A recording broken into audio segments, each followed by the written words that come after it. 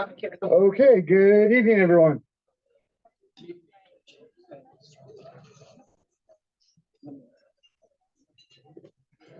Okay, we know we had a few dishes served late, so we apologize. Don't feel like you have to chew quietly. I think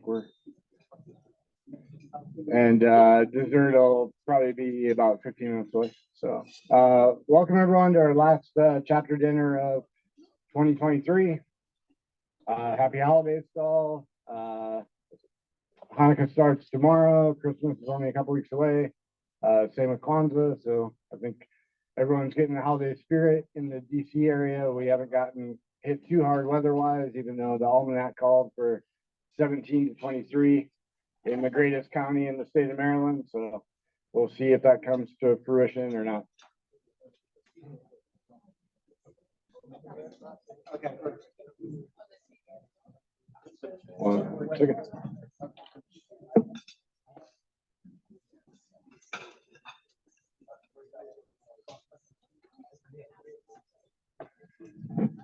Okay, so as we announced last month at our November meeting, good to see another full-ish room.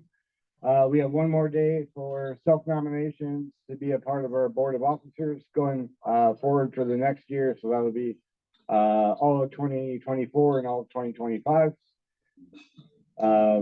If you have any ideas how we can make our chapter better, more modern, all that comes with the gig, if elected, is 5 to 6 hours a month. We'd ask that you free up your first Wednesdays of the month outside of January and our summer break, so you can be a part of these meetings.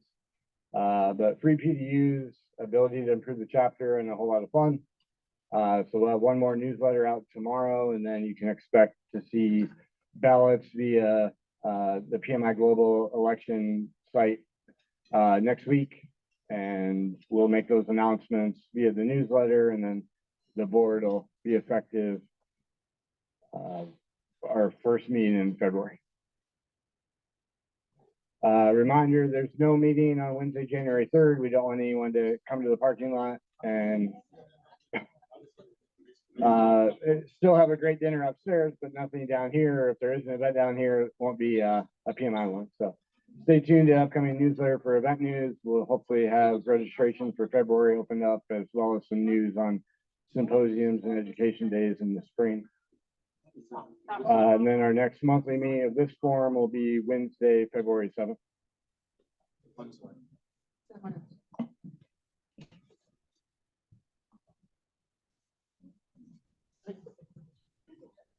Okay. For a lot of our offices, the next few weeks are going to be a little bit slower than the preceding 49 were. So if you find yourself with some free time for government employees, if you have use or lose, it's a great time to boost up your PDUs. Our chapter YouTube channel posts all our events on demand. The claim codes are in the descriptions. If you have any trouble with the claim code, reach out to myself or the other board members. But even if it's just background noise, if you're on another meeting, it's still available to you.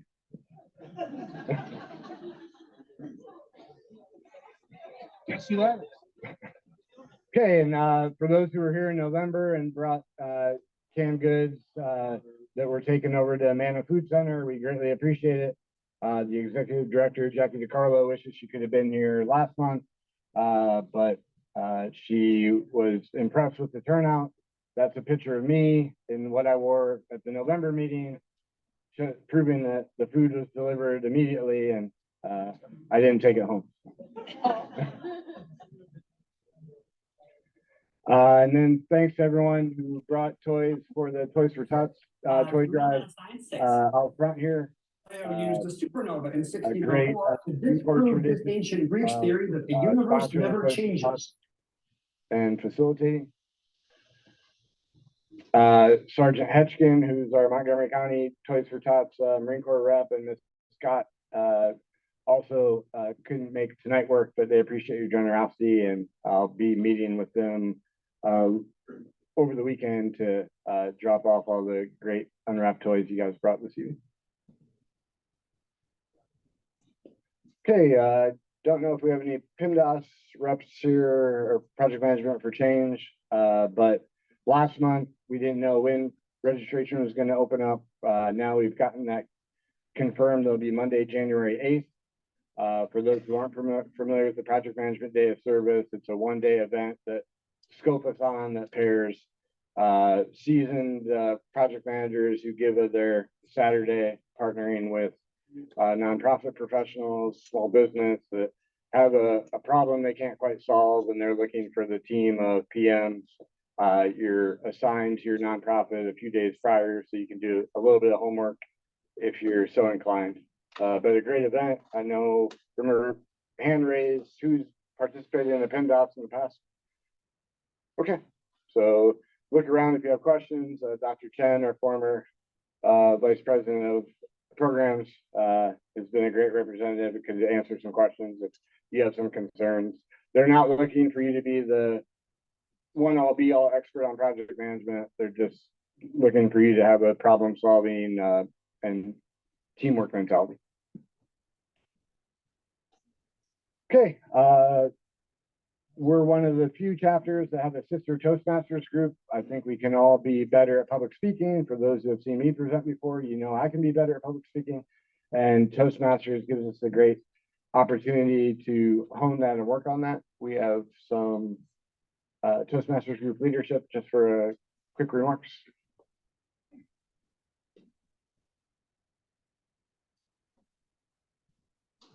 Thanks.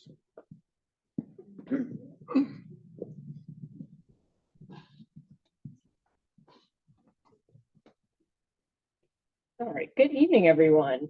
So we are from the PMI-RMP Toastmasters Club, and we meet currently virtually on Zoom on the second and fourth Wednesday of the month, and then we also do in-person meetings once a month and the third Wednesday.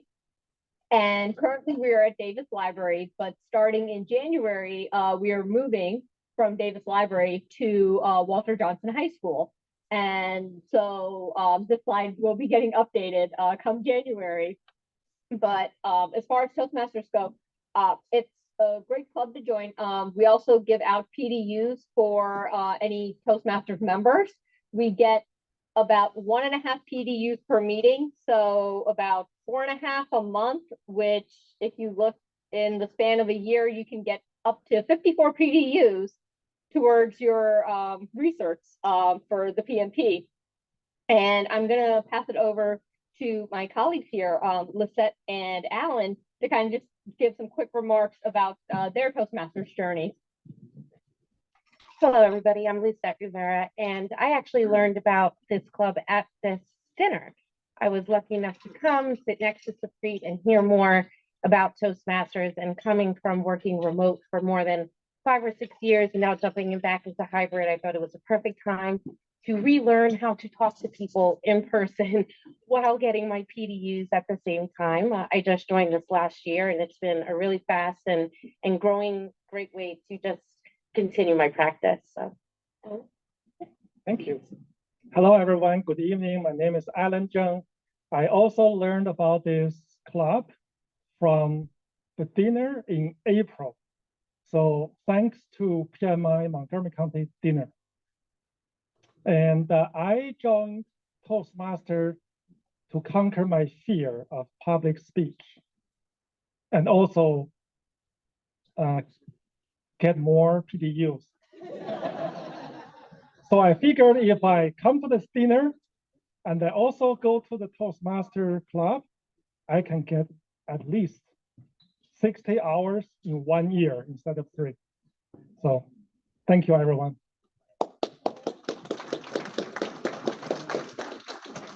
Good job.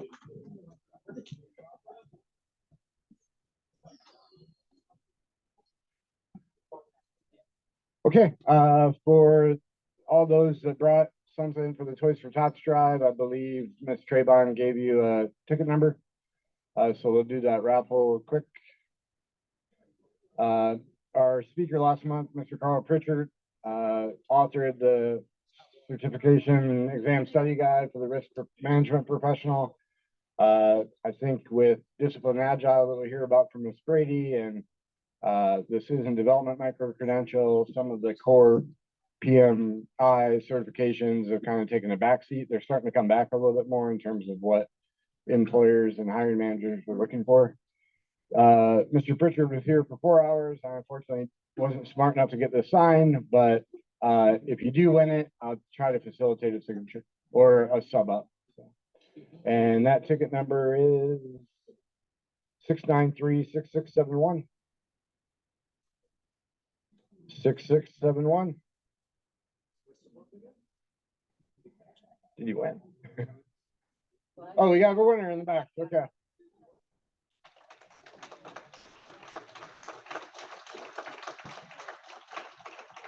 Okay. I had the opportunity to represent Headquarters Air Force A1 at the Gartner CIO conference in Orlando a few months back.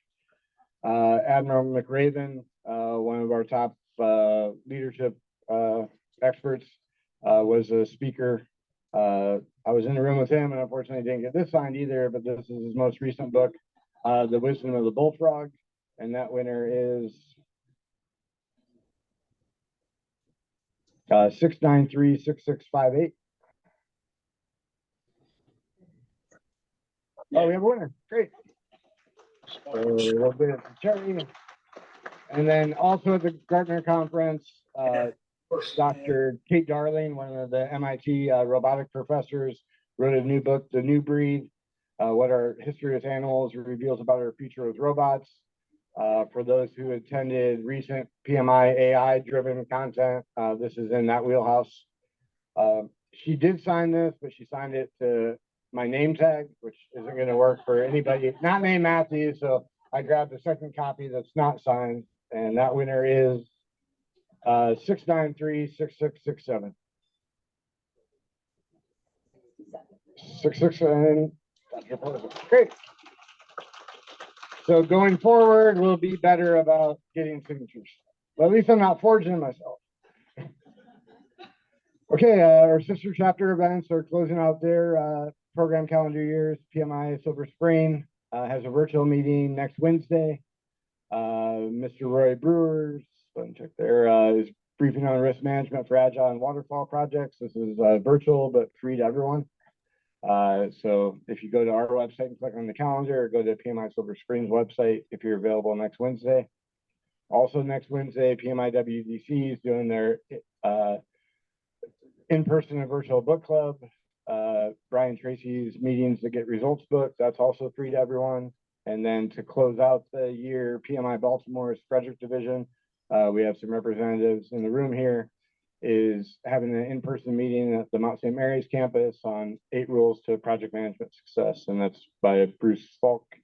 Free to PMI Baltimore members. The PMI Baltimore dues are $30 or $40, and then $45 for non-members. So if you're looking to get more PDUs or just kind of divvy up your calendar with not so many holiday parties and more professional development minded stuff, good to keep on the radar. Our education partners are still doing great things. They have at least the first quarter of their year mapped out pretty well. So if you go to their websites, if your companies or agencies reboot your training and education allowances in a few weeks with the start of the new year, this is a great opportunity to start kind of planning out your enlightenment roadmap for the year. Okay, and despite some car trouble, great project managers like all of us adapt and overcome. So we're grateful that Ms. Brady was able to hop on virtually with us and join us for this evening. PMI has had their Future 50 list the past few years, I think since 2020. And this is our first PMI Future 50 recipient who's graced us with their presence for the chapter. So we're excited about that. That Future 50 list is from PMI all around the world, representatives and project managers that are making a difference that are going to enhance the future of this industry. I think some people think project management's gonna die out a little bit just in how work's being done, but I think we just need to adapt. We need to become more AI curious, as I've mentioned in the past, and this Future 50 list and what we're gonna hear from Ms. Brady on her practicing of discipline Agile. She's one of the few in our chapter friends network that have both the discipline Agile certification, so we're excited to hear about that. She's currently the Director of Digital Experience and Strategy at the American Society of Clinical Oncology. She's also the third most famous alum of Georgia State University after America's sweetheart Julia Roberts and our favorite hip-hop artist turned actor Ludacris. So we'll hear about that. And then she's continuing a 20-plus career, a great impactful impacts to the project management community. PMI Global came out with a video that came out with her Future 50 announcement. So we'll play that and then we'll turn it over to Ms. Brady. 1 second.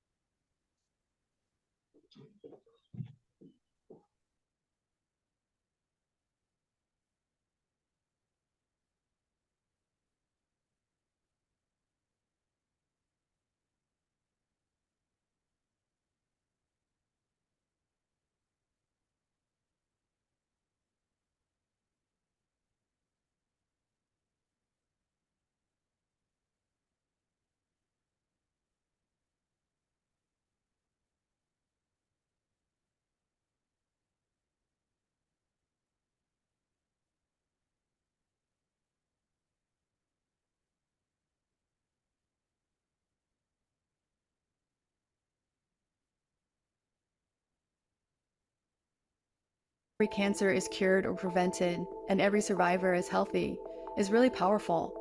If we can use these tools to create a better impact for our members, then we'll have a direct impact on that patient care and patient experience as well.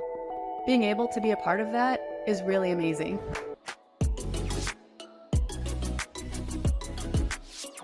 My name is Krystal Brady. I am the Director for Digital Experience and Strategy at the American Society of Clinical Oncology. I'm based out of Alexandria, Virginia. That's where our headquarters is.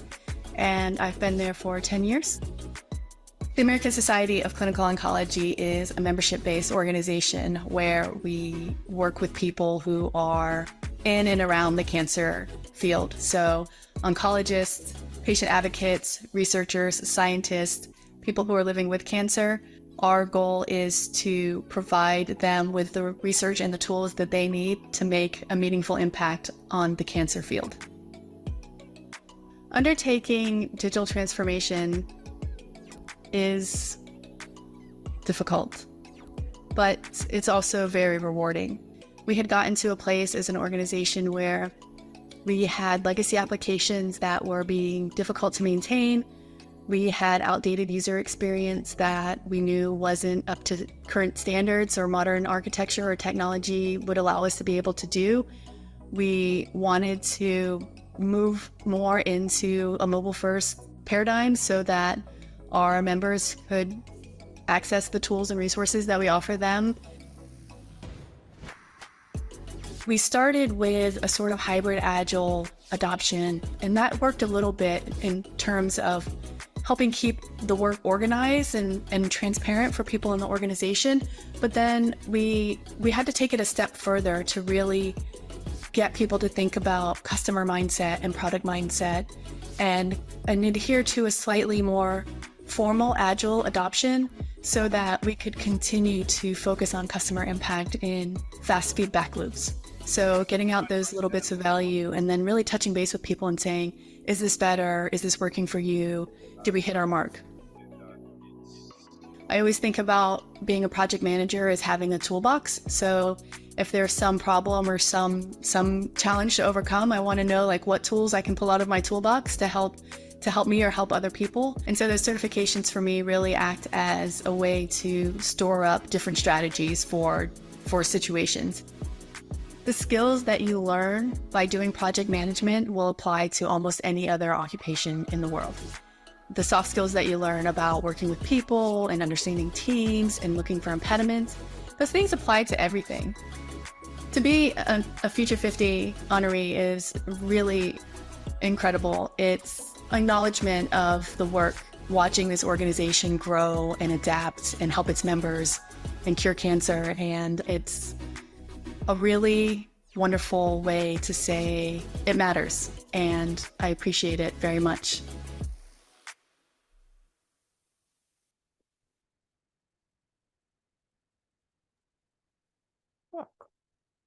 Thanks. Thanks, Matthew. And thanks, everyone. Can you guys hear me okay? Awesome. So I don't know if anybody caught a quick glimpse there of maybe a familiar face, but Alan and I used to work together at the American Society of Clinical Oncology. And so there's a quick little picture of him in there with me at one of our annual meetings. Hey, Alan, I'm sorry that I couldn't be there with you guys in person tonight. I'm pretty disappointed by it. I was really hoping to bring out some quizzing tools and give you guys a test at the end, but I guess I'll have to skip that. So just you'll have to enjoy dessert instead. So the video gives you a little bit of an insight into a little bit of what I'll be talking to you guys about tonight. I do actually have some questions that I want to ask, and I can see some of you, so maybe we can do a little hand raising. I want to know how many of you think that a team can change from being predictive to going to Agile to using a Kanban style, and then back again to Agile and be successful within a time frame of about 18 months. See a couple of hands. I'm going to talk to you guys about how we did it. We've really been fortunate to be able to play with our team formations and try to find the fit that works best for us. How many of you feel like you have good insight into what other people in your organization are doing? Not many. I don't see any hands. We have, we use information radiators, and we have tools that we can use in Disciplined Agile that help with that. And my last question, how many people work in organizations where you're competing for resources? I see a few hands. Yeah. And online too. Thanks, Don. Yeah, we often, especially in the nonprofit area, we try to do a lot with just a little. So thanks for entertaining me. I am going to share my slides. I will move through them a little bit so that we have time for some questions before we end. And then, and I look forward to hearing what you guys have to say. All right. We share. Hopefully. All right. Hopefully that's it. Is that okay for you guys? Thumbs up. All right. I'm going to assume that you can see. We already went over that. My name is Krystal Brady. About me, I am PMP certified. I have been since 2012. And so in January, that will be 12 years that I have been PMP certified. I'm also Disciplined Agile certified for the Value Stream Consultant and also Senior Scrum Master. PMI Future 50, you saw my video. And I have over 20 years of experience working as a project manager. I'm probably not Georgia State's third most famous person. Unfortunately, I did not get to know Julia Roberts or Ludacris, although that would have been pretty epic. But I did start working as a project manager when I was in college and paying my way through school. And I just loved it. I thought that I was going to work in public office or be a lawyer. But when I started working in project management, I found that it really suited me and I fell in love with it. A little bit about ASCO. We have a mission. Our mission is to conquer cancer through research, education, and the highest quality, equitable patient care that we can offer. So that means that we are focused on providing our members with the greatest in education, the latest in research, and really focusing on equality and aspects of healthcare in general that impacts everyone everywhere. Our vision is a world where cancer is prevented or cured and every survivor is healthy. That is a pretty big vision, and it's one that I'm really proud to be a part of. We are the world's leading professional organization for oncology professionals, and we are nearing 50,000 members globally. So we've made a large push in recent years to really try and extend our reach. In some ways, the pandemic helped that, being able to use some of the digital tools to reach different people and being able to bring a hybrid experience to our meetings really allows us to get more of a global reach, which is pretty cool. All right, so it's a great organization. It's got a great mission and great vision, but like all organizations, we have challenges. So we have good intentions. A lot of people at ASCO are there for the mission, and we all have great ideas about things that we think will help our members and things that we can do to help the public.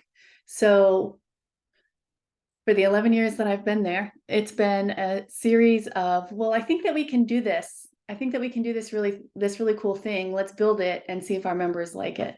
And in recent years, we've really had to try to focus that in reverse, right? So now we want to say, I have this really great idea. I think our members will love it. Let's ask them, and then let's build it. So we're mission driven, we have good intentions, but we had a huge backlog. Our departments had pretty deep silos. So there are 12 or so, I think, departments in ASCO, and each one was like a little mini culture, and each one wants to have its goals and its needs met. And they all have these different kinds of projects based on what sort of their focus is, either research or science or education. We have a huge meetings department. So there wasn't great communication around what all the work was and how it needed to get done. We have a lot of work, and we are a nonprofit, but we have just a few resources to be able to accomplish that work with. So we have a small but dedicated development quality assurance team that we're working with. We're trying to manage our stakeholders and help them understand, here's a project intake process. Here's how we can get that work done for you. Here's your initial scope. Oh, we didn't meet that initial scope. We're going to have to go to a phase 2. We'll let you know when we can schedule your phase 2. Understandably, that didn't bear the best relationships with our stakeholders because of the amount of work that we have, or we still have. We often weren't able to get to that phase 2. So we had a lot of unfulfilled promises that were there. But with so much work to do, you really have to kind of keep moving through the things and keep moving through the things. It was really a great opportunity to explore Agile, and I'll get into that a little bit more. Among our other challenges is we have aging applications on aging architecture and a growing member base, right? So technology is advancing, science is advancing, medicine is advancing, and we're still using the same technology from 10 years ago. And it's just not a great fit when people are on the go. You saw the video, people really we want to be where they are. We have devices, you're always moving. Oncologists are notoriously time poor. Anything that we can do to help give them back time is going to be a benefit to them, to us, and to their patients, most importantly. So we're looking at all of these things, right? So about 3 years ago, we're looking at all of these things. We're going into the pandemic. We know that there are changes that we need to make. We realize we need to upgrade our infrastructure and bring that into line with more modern technology. We understand that there's a better user experience that we can be providing people. We really want to engage our customers and make sure that the things that we're spending our time and money on are things that they truly want and will use. So we found ourselves, probably one of my least favorite buzzwords these days is at the point of a digital transformation. So we set about this concept of a digital transformation and adopting Agile. So when we started looking at the body of work that we had, we thought, gosh, there's just no way. There's just no way that we're going to be able to do the amount of work that we need to do the same way that we've always done it, with a predictive approach. And I'll say that a good part of our organization was still using predictive. Parts of our development team had started using more of a hybrid model where it was a little bit sprint based, and we're looking at the work, we're doing a little bit of look ahead planning, but it's not really adhered to. And there are different approaches in the department. So how do we get some consistency? How do we get some common adoption so that people know what to expect and we're following the same processes, we're communicating in the same way? Work at that scale requires a lot of coordination, right? You have to people are working on the same code base potentially, or you have to coordinate your releases. And so what we had to think about, like, what style of work is going to be able to ensure that we have the coordination that we need, and also therefore the flexibility, right? So we looked at a lot of different things. We looked at Scrum. We looked at continuing to modify our own hybrid approach. We looked at going back to just using predictive throughout the organization. And ultimately we found Disciplined Agile, and we really loved it. And I think of Disciplined Agile as a hybrid resource library. I don't know if that makes sense, but Disciplined Agile takes into account the fact that organizations are different, people are different, and we're all using a little bit of a different flavor of Agile practice, and gives us options. And to Matt's point, I did a talk at the global seminar in November of last year about how project managers can remain relevant in Agile environments. And I can talk a little bit more about that if you guys are interested, but the bottom line is that we don't have to run away from Agile as project managers, because there's still really a great space for us to be there. The short version is, while the teams are working on the roadmap that they have and the product owner is focused on the product outcomes for that, there really are people not watching for the overall health of the teams or the organization and focusing on value delivery. So I think that there's a really great space for project managers to take the skills that we have and apply them in that value space instead, be able to radiate information and communicate about the status of work, be able to look for impediments throughout our teams and make sure that they're healthy. All of those little things. But anyway, so we have a lot of context switching. So I have here, you build it, you own it. So also at ASCO, the way the history has been is if you built an application, or you were the project manager even for an application, then you owned it for the rest of your time there. Those people will always go back to you and say, hey, I need this new thing, or hey, can you do this thing over here for me? And so it provided a lot of context switching. And I've recently come to realize that multitasking is actually kind of a lie. When we multitask, we're really losing valuable time spent transferring between tasks. And I recently heard someone say, I didn't verify it, so take it at face value, but I recently heard someone say that it takes an average of 17 minutes for someone to get back to a task once they've been interrupted. That's huge. If you get 3 chat messages in an hour, you basically, where's your hour, right? You've lost a lot of time. You've lost a lot of time going back and forth from the things that you're working on to dealing with those interruptions. So lots of context switching. We needed a lot of flexibility. We had a lot of coordination that was happening in our between the departments, or we needed to up the coordination between our departments, but between our applications and our teams working on them. So we set about building our initial teams. I talked to you already a little bit about our hybrid history and exploring disciplined Agile. I'll spend just a second with a little shout out for the DA browser. So I've used this a ton, and it's what I mean when I say that it's like a resource library, disciplined Agile, right? So if there's a part in your process that you're stuck on, let's say your release process isn't going the way that you need it to, you can go to the DA browser and look through it, and it has recommendations. Try this, try that, look at this, adopt that, right? So there's a wealth of opportunity there to not try to force someone. You don't need to force someone's vision of what Agile is meant to be. You can really adopt and enhance the one that works for you and works for your organization with these guidelines, within these parameters. So I like that about it. There's just no two organizations are the same. So we said we're going to use disciplined Agile. We brought in a trainer, Joshua Barnes from Process Mentors has been a huge help to us. And we trained our development teams.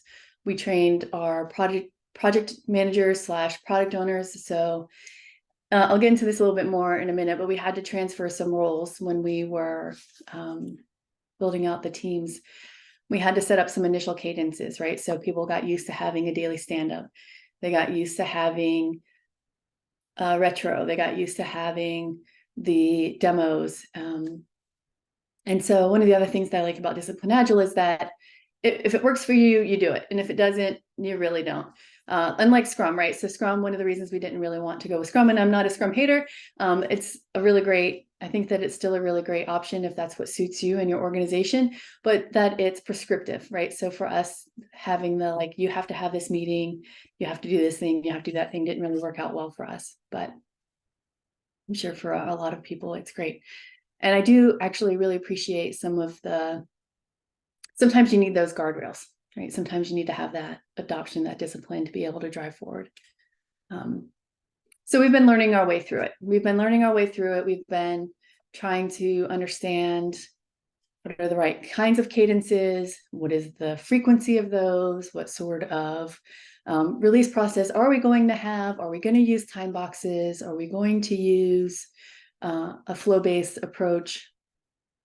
And ultimately, we've been able to do a little bit of both. So our teams have been transforming, and we started out with 3 teams that were based a little bit on the technology that they were working on. A group that was working on our new infrastructure and architecture that we were building out, and some of the initial applications that we were moving there. A team that was working on our legacy architecture and applications, and a team that was a little bit in between, I guess a little bit of an ops, keep the lights on team. We had a little bit of a struggle with that. There was just not a lot of great communication, right? It was our first try at it. And so we decided, well, maybe we should all be in one large team. This is right at the beginning of the pandemic. We found out in March, right, that the world was shutting down. We had a huge annual meeting. Our annual meeting is in Chicago every year. We host around 40,000, 45,000 professionals over 5 days. So we had a couple of months for us to basically swap that into a wholly digital experience. So we moved everyone, for the most part, into a single team for that MVP of building out a digital platform. Still, one of my favorite things that I've done at ASCO was being able to build that out in time for our meeting and to give people a really great experience. But we still kept a small team for our keep the lights on operational work. That worked for a little while. That worked for a little while for us until we rolled out our MVP, and then we weren't really sure after that, right? Because some of the things that we heard about having a single large team was that people were lost in the details, right? So you have a Jira board. We use Jira for ticket tracking. You have a Jira board with 100 tickets on it. Okay, well, where do I go next? I'm a little overwhelmed. There's a lot of noise. People didn't feel comfortable speaking up in meetings because there were so many people. We had a lot of product owners, and we had a lot of We had a lot of developers, other stakeholders who were in on the meetings, for better or for worse. And so we just didn't have a good sense of, there wasn't enough clarity, right? It was still overwhelming and there was still too much context switching. Also in that model, we decided to go with a flow-based. We were working on a single MVP. We're not really releasing to end users. So why don't we just have a flow-based approach? We're going to use a Kanban style board. We're just going to reprioritize that board as we need to. And that seemed to work okay, again, for that MVP opportunity, because we weren't releasing to an end user at the beginning. We were just building a code base. There were chunks of work that didn't really fit in a 2-week typical time box. So we had different sizes of work, and it really made more sense for us to think about things, one, like what's most important? Okay, then what's the next most important? What's the next most important? After we finished our MVP, again, that one large team with that focus started to make less sense. And then I missed a little bullet here. We went back to divided teams, and we were trying to still do that Kanban style with smaller teams to give the ability for groups to have less to focus on. And ultimately ended up going back to one large team with a time box. So this is where we've been for the last 6 months. We decided that even with the amount of tickets that we were processing, that having the ability, one of the complaints that we heard from the business when we had the flow-based approach and the large team is that people weren't sure when their work was going to be delivered. There was no guarantee that you were going to have it by the end of the next sprint. There was no guarantee that you were going to have it by the end of the next month. So they wanted that consistency and that commitment to delivery, and we were lacking that. We were successful in other ways. So we were able to deliver our MVP. Our operations work still got done, but it just was a little bit messy. We went to one large team with a time box. We started doing a little bit more formal backlog grooming. We started we used 2 different tools this time, right? So we put our backlog grooming in Miro, which is a whiteboarding tool. And then we kept our tickets in Jira in the hopes that that would help alleviate too much noise in the backlog.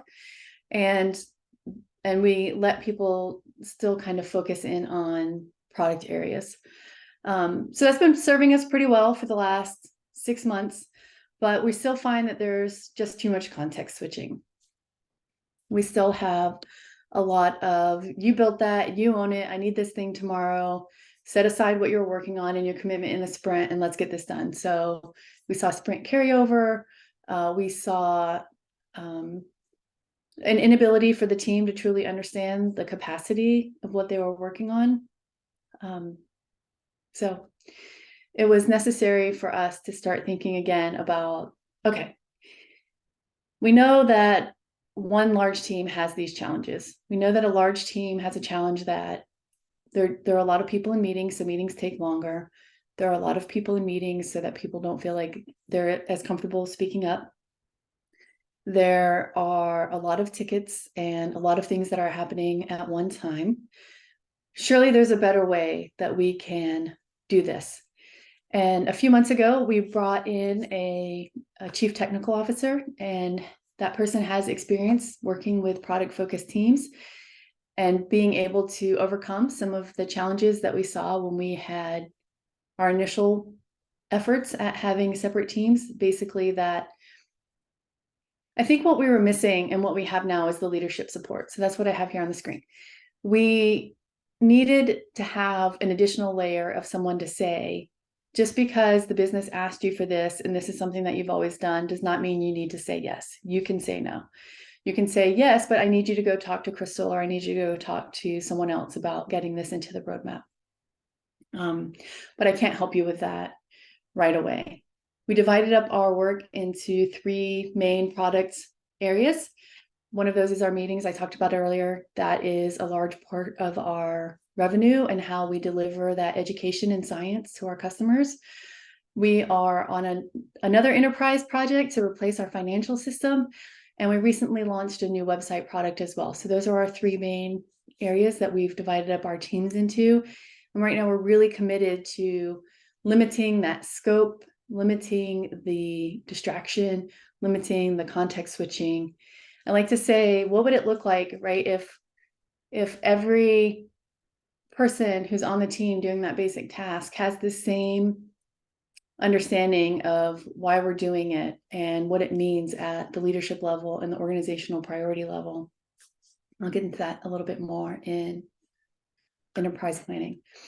But that ability to say no, that ability to zero in on that specific work package and get that done. Another thing that we're going to try to do with these product focused teams that we haven't been able to do before, I call it death by 1,000 tickets. We kept getting all of these little things, one after another. I need to change this button color, and I need to move this text over here, and I need to add an image over there. None of that adds up to real impact or real value. So working with the product owners to take a step back and say, can you put that in a feature level? Can you tie that back to an epic? Can we make a chain from ticket to story to epic to initiative to organizational priority? Can we make that line of sight really, really obvious? Okay. Back and forth again. We were a little bit all over. So, and I guess just one more note on that. It's really gratifying to be in a place where we have that ability to play a little bit with our team formation, to keep trying to find what's going to work best for us and to be able to do that customer impact. I realize that for some small teams or maybe in some organizations that would be pretty easy to do, but it certainly isn't for all of them. And that is definitely a struggle. But if you can, I think that one of the main underpinnings of Agile in general is continuous improvement. And so that's what we keep focusing on. How can we continuously improve? How do we change how we're working? How do we hit that sweet spot where the teams really feel empowered and our work is really making a difference? So I was just talking about this. We needed line of sight from our organizational priority initiatives to basic tasks. We need everyone to have the vision. We need everyone to understand, when you do this bit of work for this application, this is the value that you're delivering to the customer. I was able to set up a customer research team. Right now it's a team of one, but she's amazing. And we are talking to our customers now and we say, what do you need? What problem are you trying to solve? And how can we help you do that? And when our departments have an idea, we say, great, let's test it. Let's understand first, is that something that is worthwhile for us to do? Does it align with our organizational priorities? Right. So we look at that proposal and say, yes, it makes sense. Okay, we're going to test it with users, and then we're going to find out whether or not we are going to do that. And that feeds into that feedback loop. Customer should always be the first and the last part. So we need a line of sight. We needed leadership support for the long-term success of our teams. And we needed to think a little bit differently about the tools we were using. So I mentioned earlier that we use Jira for ticket tracking. We use Miro for whiteboarding to help us backlog plan, for visual documentation. And those two have a really great integration, actually, so we can pull things back and forth. It's made a world of difference in being able to radiate information. So with Miro, you get a great visual representation of the work, and we can use it to do things like track a story. You have a story in sprint A, it carries over to sprint B, it carries over to sprint C. You can see that line, you can track it and visually show it went from here to here to here. And somehow it's just a little bit more meaningful than seeing that in a sprint field in Jira. I don't know how many of you guys use Jira, but in Jira, if you have a ticket and it goes from sprint to sprint to sprint, it'll say which sprints it's been in that it's been closed out of. So somehow seeing that visually just makes a little bit of a different impact and helps the stakeholders think a little bit differently about the work that they're asking for. So those are two of the big tools that we're using, and then just working on our communication in general. How are we communicating the work of the teams? How are we communicating the roadmap that we need to have? How are we sharing that information across the organization so that we can have symmetry on where we're going? And so what does the future hold? Product focus. We want to be able to hone in on those things that are really important. We want to be able to use our customer research team to identify who our people are, what is it they need, and build to that instead of guessing.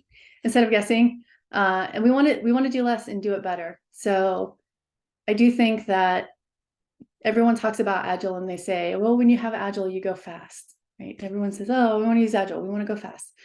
But I really think that it is you have to have a good practice of the key Agile concepts in order for you to realize that fastness.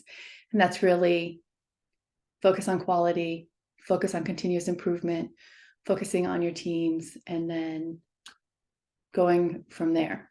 So I think that's the end of my slides. I'll stop here and I will open up and see if there's any topics that I didn't go into enough that you guys want to hear more about, or if anyone has any general questions that you're curious about.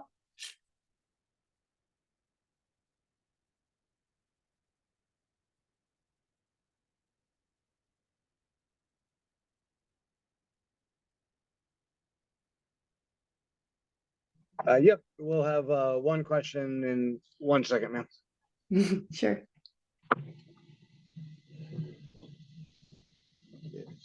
Talk from here. That's fine. You can just talk to me. Yeah, my name is Ashford Watkins. I have a question as it relates to going more to Agile and teamwork, as it relates to how does artificial intelligence change the way project management professional works? Because with tools available in making work more easier, cutting the need for certain work for certain team members, how does it impact the need for certain people on the team and reduce the time and cost in doing certain things? Like we got some other tools like AI, like Google Bar, ChatGPT, and other tools that make creating slides, reports in seconds rather than taking weeks or days to get it done. So how does the incorporation or invention of AI eliminates the way teams work? How does it shape the need? Does teams need to be more smarter? And the introduction of AI, how does it impact the way teams are structured as it relates to going more into AI? Yeah, that's a great question. And I'm not an AI expert, but I'll do my best to answer it in a couple of ways. The first is I was recently really lucky to go to the AWS reInvent conference. And Dr. Werner Vogels said it, I think, really great when he said, AI advises and humans verify. So yes, it's coming, and yes, it's going to change the way that we work. However, the data is only good as the data is. And all of those elements, creating slides, generating emails, status updates, they still need a human element of review to be able to make sure that those things are actually on point, at least for now, right? Maybe in the future, as the models get better, maybe that changes. But I do think that there is still a need for human review in all of those areas that AI touches. And I think that it's a good point that perhaps teams need to be a little bit smaller, or maybe teams will be a little bit smaller, right, as we shortcut that work. Another thing that I heard that I think is really wonderful is to think about AI not as an overlord or as a replacer, but as a shortcut, right? So what can you do if you're able to spend less time doing those screens? What else could you be? How many other stakeholders could you be working with, or how much more intentful could you be with your work if you weren't spending as much time on status reports, right? So use it to ask better questions, right? If you're interviewing, what better questions could you ask? Ask ChatGPT. I did once, and I was pretty surprised. It was really helpful. We were interviewing for an organization for an RFP, and I said, this is what kind of company we are, and this is what we're interviewing for. What kinds of questions should I ask? And it was really great. I hope that's helpful. Yes, ma'am. And then there was a question in chat. if you want to field that from Ms. Atwood. I see. Yes. What tools are you using to survey your clients about new features you're thinking about developing? Do you show them a sample or mock-up before getting their feedback? Two great questions. We are using a variety of tools, and whether or not we use a mock-up to get feedback from just depends on the kind of research that we're doing. So one tool that we use is called Playbook UX. Playbook UX allows you to do a moderated or an unmoderated study. So in short, that means that you could have a moderator walking someone through a list of questions or a prototype, a mock-up, or an unmoderated study where you basically step out for them what you would like them for them to do. So that's more useful for things like card sorts or tree tests where you say, on this page, please tell me which of these options makes the most sense if you were looking for X. We do in-person interviews or over the phone Zoom interviews with our clients sometimes if we just want to get a little bit of a sentiment analysis or try to understand a particular thing. At our annual meeting this past year in June, we took a beta version of the new content site that we're launching and we asked people, do you like this? Is this helpful for you? So sometimes it's just a mix of knowing, are you looking for qualitative feedback? Are you looking for quantitative feedback? What's the best kind of method that you can do that with? There are tons of tools now. You don't really even have to, in most cases, you don't have to pay for something, but that's definitely one we use. Also Full Story. Full Story is, I think, a little bit creepy, but it's a site monitoring tool. So if you have a user who's having trouble on your site, it will catch it and record it. And you can go back and look and say, okay, where was that person having trouble? Oh, it looks like they couldn't enter their credit card information or something like that. And that's really helpful too. Awesome insight. We have one more question. Two. Yeah. Hi, Krystal. Alan here. So nice to see you again. Yeah, same. I'm hoping that I can meet you in person, but maybe next time. Let's get coffee. Yeah. So quick question for the product focused team. Who is the decision maker? I love that question. I didn't really touch on this as much as I thought I would, but I can now. So the decision maker should be the product owner or the product manager. And ASCO used to have a project management office. We closed that out, I don't know, a while ago. And roles were shifted into being more of like a technical PM. And then our PMOs acted as liaisons to our business departments. And now those roles have largely been shifted into a product owner focus. So there's always been some overlap between the two roles, right? You're kind of understanding, but you have to think more about a product instead of a project. Anyway, so we've been going through and upskilling the people that we have who are PMs into being product owners. And they're learning about grooming a backlog, prioritizing features, using research and data and analytics to choose. And ultimately, Alan, to answer your question, we do want them to be the decider, but they're not deciding in a vacuum. They should be deciding alongside their stakeholders, understanding truly what the need is from the stakeholders, understanding again from the data what it is that the users need, and always tying that back to our organizational priorities. Great. Next question. Hi, I'm Mukesh Mahavar. My question is regarding one of the Agile principle is that you have to take a new requirement or consideration of new requirement late in the development.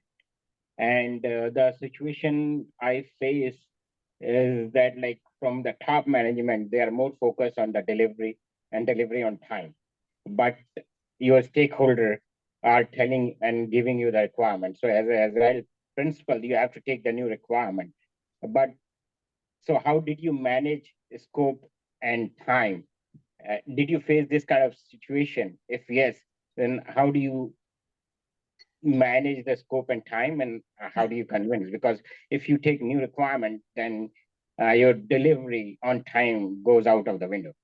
It does. You're absolutely right. And we do face this, and I have had to deal with this. And what I do now is I say, we can accept that requirement.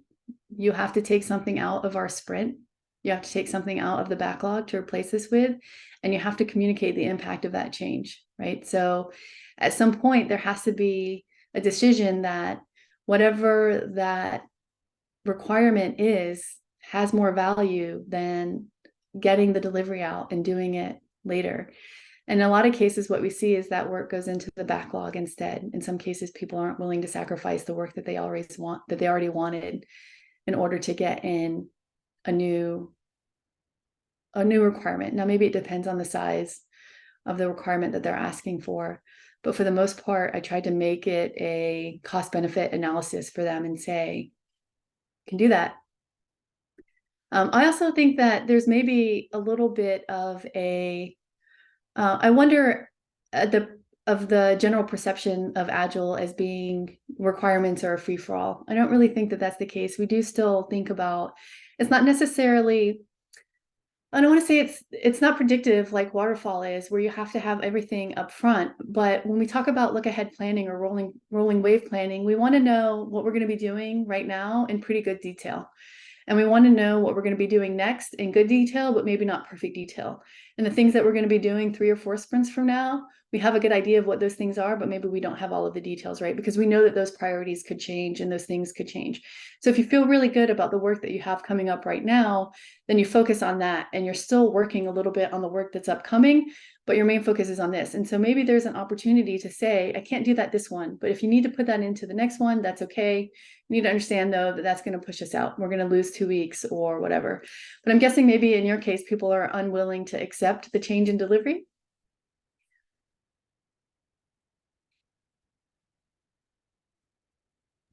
He's coming back.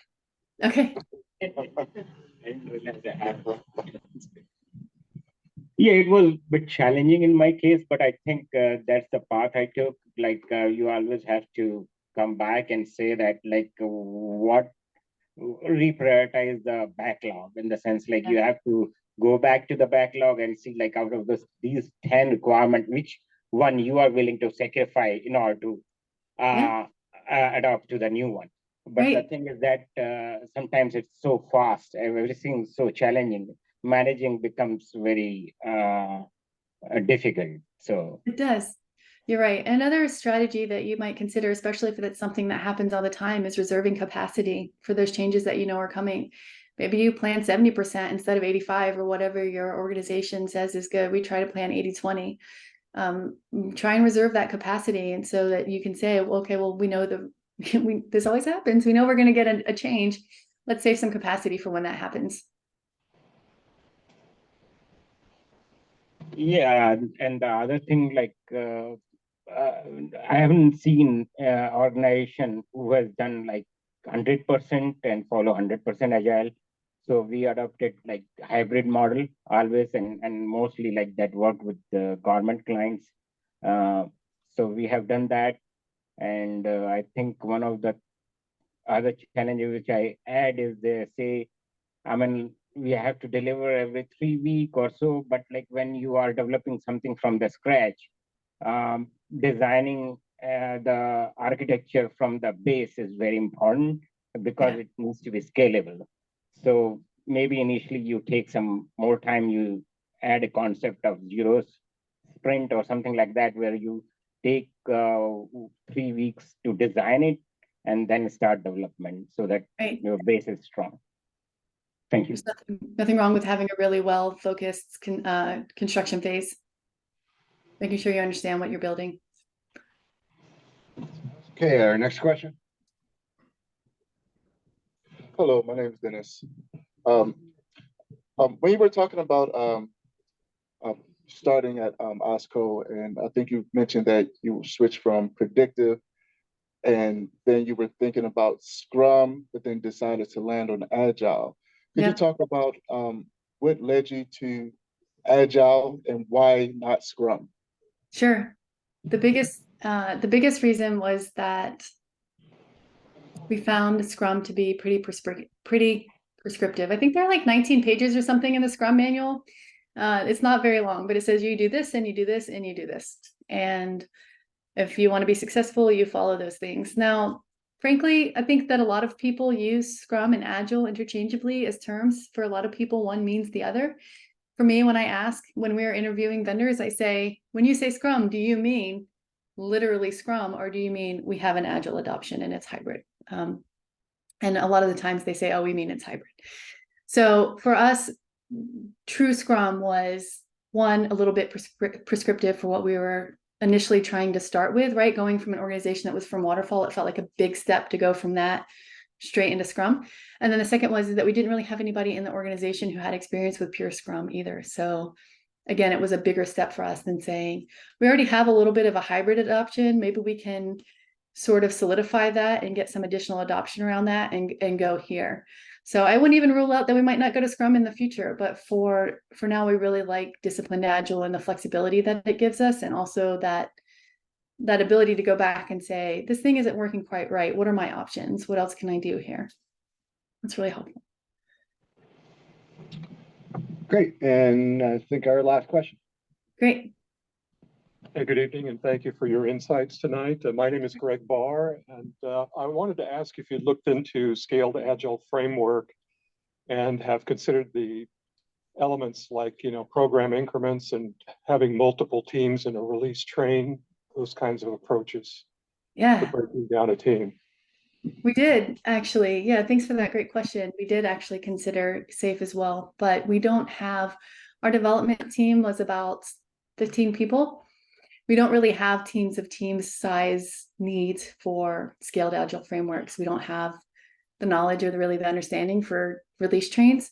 And so that could also be another step for us in the future as we get a little bit better at our Agile adoption. But initially, we just didn't have the team size or the complexity of one. We have a lot of little products. We don't have one large product that 100 people are working on. That would be nice. We don't have that. So maybe if there's some other insights around SAFe that I'm missing there, that would be interesting to talk about. But that's ultimately why we chose to stay with disciplined Agile.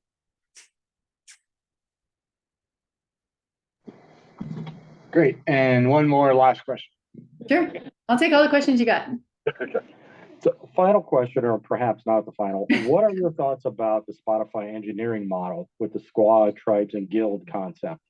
I really love this Spotify model. I was disappointed to hear that they recently let go of about 17% of their staff. And they may be related, maybe not, but I did study the Spotify model a little bit before, or as we were going into disciplined Agile, and I think they have some really great points. Trust but verify, right? So you want to have a high degree of trust among your teams that everyone is doing their best work. I really liked the idea of having those squads and tribes all kind of linking together. I love how they had like cross things, right? So if I remember correctly, it's been a little while since I looked at it, but they had the ability for interest areas to be combined, and they cross-trained really heavily. And I think that that's really powerful as well. So we did try and take a lot of stuff from the Spotify model in terms of inspiring trust, self-ownership, even our squad model now, even though we have those 3 product areas right now, that's not saying that we're only going to ever have 3. We really want our work to, we want our people to align to the work, not our work to align to the people that we have. So we want to be able to look and say, what's immediate that we need? What's going to make the most impact? Put those people on it. So maybe we have 3 now, maybe we have 5 later. I don't know. But for now, we just have those 3. So I'm really glad that you asked that. I'm actually a big fan of their development model. And our next question. Yes, hi, thank you. So you were mentioning that you tried Scrum and it was a little too prescriptive, so you moved away from it into disciplined Agile. When I think of the word disciplined, I feel like it makes me think of structure. So yeah. What is the definition of disciplined in this context, since it seems to be quite flexible? Yeah, I like that you use the word structured, because it's like disciplined Agile for me is, you're right, that is an interesting contradiction, but it's not prescriptive to me the way that Scrum says you have to do this, this, and this. Disciplined Agile instead says I almost think of it as like it's a discipline instead of something that you do. I don't know if that's weird, but it's like a library, right? So it has some structure to it, and it says for the construction phase, here are your processes, and here are the things that you can do in that. And for your development phase, here are your processes, and here are the things that you can do within that, right? So it's structured, but it's not so prescriptive as to say, you have to do it this way, and you have to do it this way, and you have to do it this way. Those are your only options, right? So what we really like about it is the flexibility to have those options within that structure. I hope that makes sense. Yep, and doesn't look like anything in chat, so I think that wraps up our questions. So thanks so much. This is the most questions that we've had for a speaker in recent memory, so I think that speaks to the value that you provide this evening. And we'll share your information, so if anyone wants to reach out to you, they can. I am on LinkedIn. If anyone has any questions, you guys want to meet up for coffee or whatever.